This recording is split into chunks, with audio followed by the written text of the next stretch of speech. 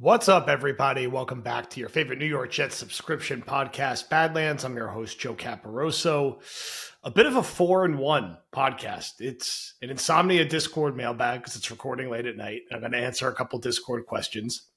It's Thursday AM coffee because it's running first thing Thursday morning, like we did last week.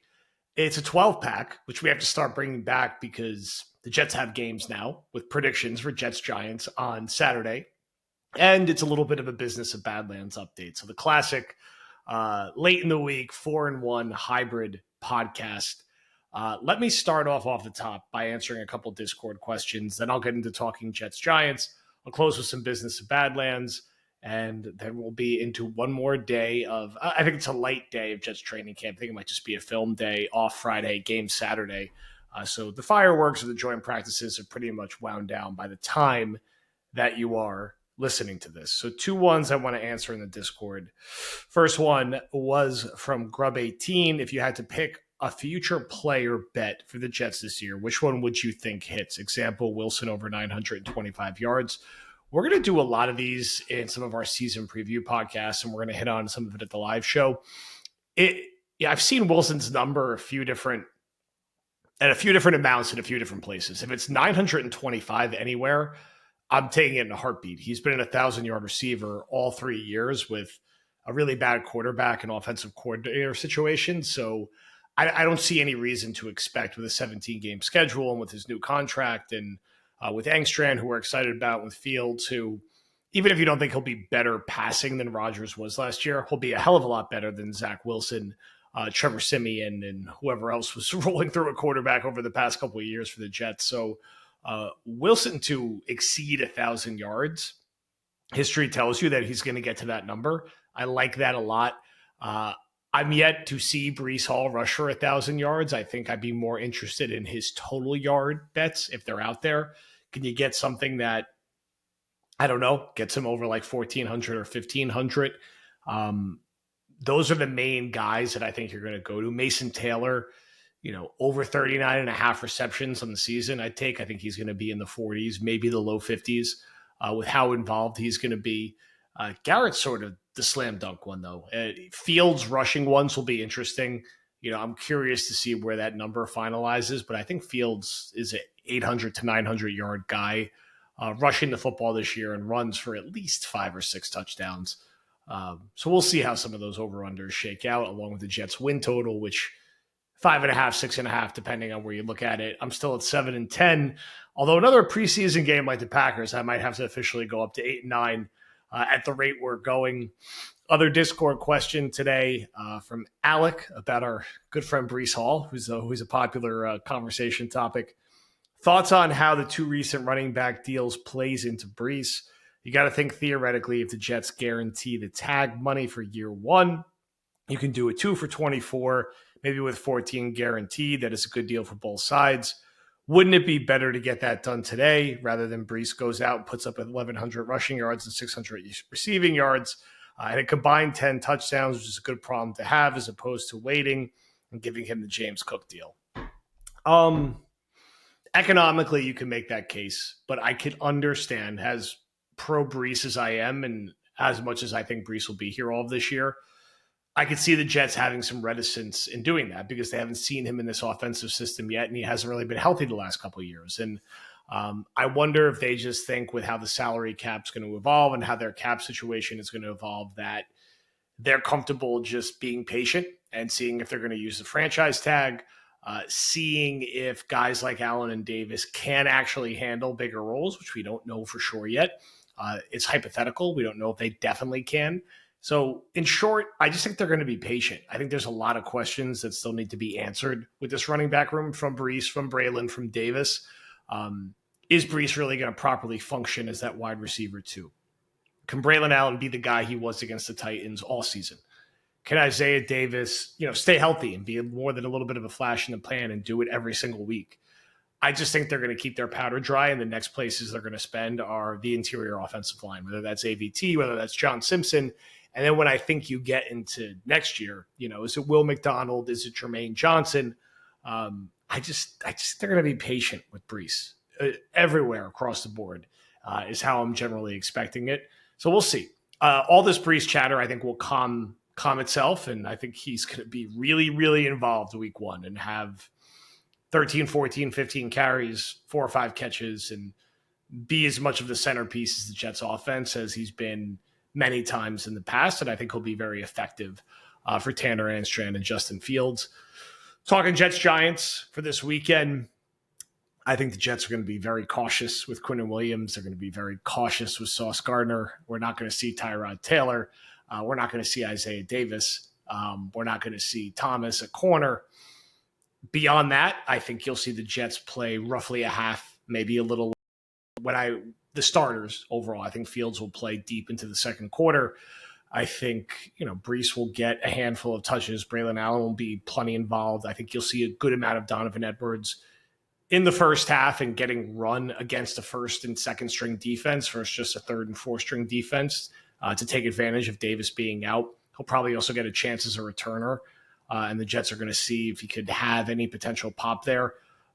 It's a bit of a last stand for a guy like Malachi Corley and Xavier Gibson. Can they make plays and solidify roster spots? It feels like Pritchett with another good performance is kind of locking in that role as the punt returner and sort of the backup small receiver. Brandon Smith-Skinner still scrapping for roster spots and are going to have an opportunity to play that much more with Lazard out. I think the Jets will play well, not as well and as dominant as they did in the Green Bay game. It's going to be hard to do that, 2 weeks in a row. There's going to be some lumps at some point in the preseason. They're going to have some trouble with the Giants' defensive front at times, but I think the Jets are going to run the ball well in this game with Breece, with Braylon. I think Fields will have a couple nice moments running the football. Garrett, I think, gets involved early. I think they'll get him a catch on the first drive, and I think he'll play about the first quarter, maybe a little less. And they're going to want to take a longer look at all their other receivers who are really battling for the different roster spots. I think there's going to be a couple tough refs for Olu and Membu, particularly Membu. But I think on the whole, you'll leave feeling pretty good about the effort that they put forward. Tippmann, I think, will play the majority of the reps as the starting center and will still be the starting center. I think our guy Telefe is going to continue his great summer. He might just be a guy next to Quinnen, and I don't see a reason to think he's not going to play well. He played really well in both joint practices this week. So I'm not necessarily expecting a touchdown and 2 sacks from him, but I think he'll play well again. I'm curious to see in the secondary, can a guy like Stiggers build on a strong performance? Can JBC have a couple moments and stand out to maybe solidify a roster spot and not be on the outside looking in? I think with a good game, Malachi Moore could get that much closer to starting week one next to Cisco, and I think he'll flash a little more in this game overall. I think the Jets will play okay, and I think they'll get out of the first half in pretty good shape. This will probably be a defensive-oriented game in the first half, and second half, it's all bets are off. I think Brady Cook will be the second quarterback in again. He'll probably play the third quarter. Martinez plays the fourth quarter. And we see where it lands. And then you kind of move into a different phase of camp where maybe they'll wind down a little bit going into that last preseason game. Then you have a lot of time to get ready for the Steelers, which is good because they need Sauce and Quinnen to be 100% healthy. Not saying that there's any reason to think that they won't be, but every day helps overall.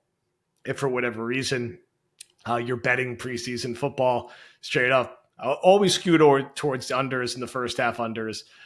The Jets will probably be underdogs in this game like they were against the Packers. So take the underdog, grab it money line. Why not? For underdog, I'll put out my final thoughts on Saturday. Would have been in good shape if Isaiah Davis did not get banged up last week. So I'm going to take a little beat and see who's on the board Saturday before I make any final decisions. Business at Badlands update live show is like 10 days away. Really excited to be partnering with Dynasty Financial, Dynasty Connect. Click that link in the bio. I'll leave it here to be eligible for Jets Bucks Suite tickets with your hotel covered. You submit, you get to compete in Jets Jeopardy.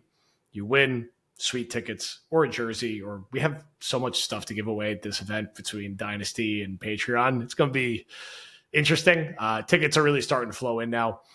We're excited. And to the Dynasty service, again, I ran through it and I liked it a lot. So I promise it's worth the time. Like, click on the link. I don't recommend things that I don't think have value.